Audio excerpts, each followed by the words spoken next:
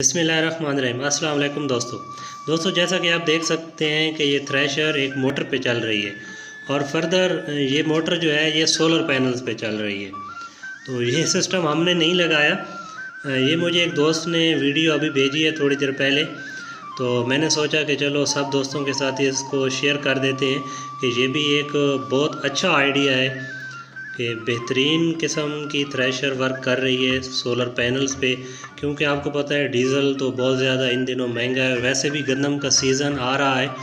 तो अगर किसी दोस्त का इरादा बने तो इस बारे में सोचा जा सकता है कि इस पे कितना ख़र्चा आएगा, कितने पैनल्स लगेंगे।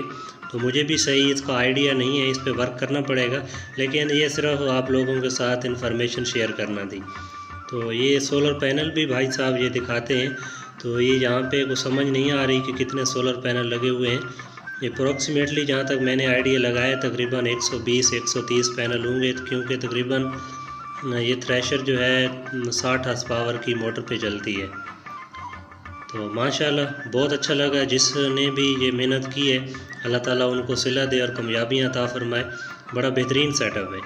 थैंक यू दोस्तों, अल्लाह हाफिज़।